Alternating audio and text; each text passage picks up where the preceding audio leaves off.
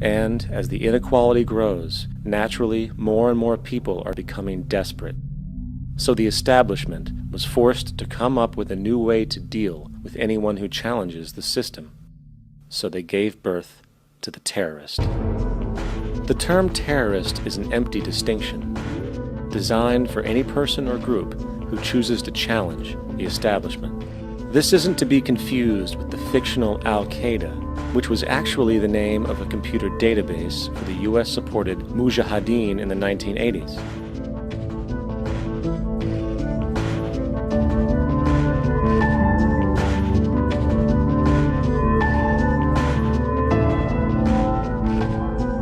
In 2007, the Department of Defense received $161.8 billion for the so-called global war on terrorism. According to the National Counterterrorism Center, in 2004, roughly 2,000 people were killed internationally due to supposed terrorist acts. Of that number, 70 were American. Using this number as a general average, which is extremely generous, it is interesting to note that twice as many people die from peanut allergies a year than from terrorist acts. Concurrently, the leading cause of death in America is coronary heart disease, killing roughly 450,000 each year. And in 2007, the government's allocation of funds for research on this issue was about $3 billion.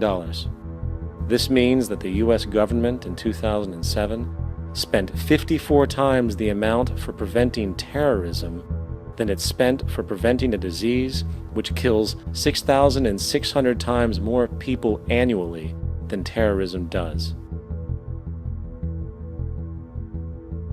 Yet, as the name terrorism and Al-Qaeda are arbitrarily stamped on every news report relating to any action taken against US interests, the myth grows wider.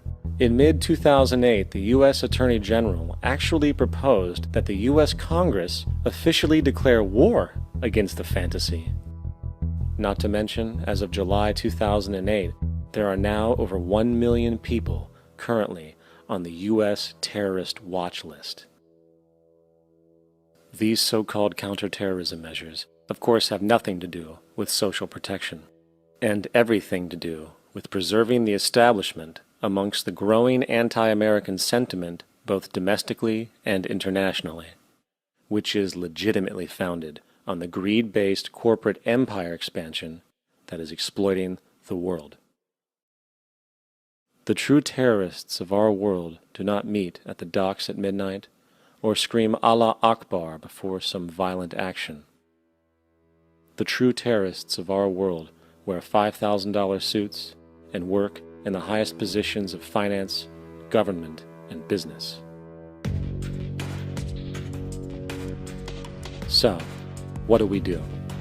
How do we stop a system of greed and corruption that has so much power and momentum? How do we stop this aberrant group behavior which feels no compassion for, say, the millions slaughtered in Iraq and Afghanistan, so the corporatocracy can control energy resources and opium production for Wall Street profit?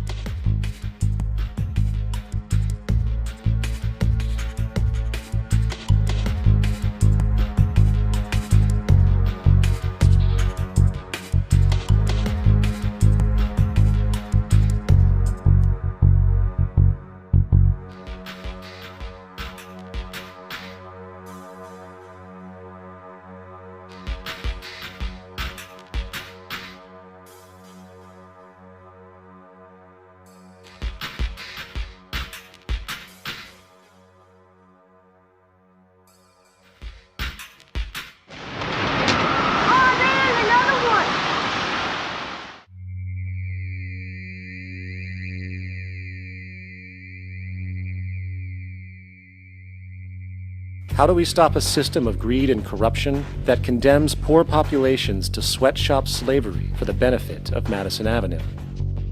Or that engineers false flag terror attacks for the sake of manipulation? Or that generates built-in modes of social operation which are inherently exploitative?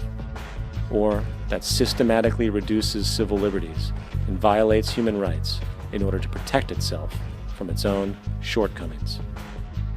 How do we deal with the numerous covert institutions, such as the Council on Foreign Relations, the Trilateral Commission, and the Bilderberg Group, and other undemocratically elected groups which, behind closed doors, collude to control the political, financial, social, and environmental elements of our lives? In order to find the answer, we must first find the true underlying cause. For the fact is, the selfish, corrupt, power, and profit-based groups are not the true source of the problem. They are symptoms.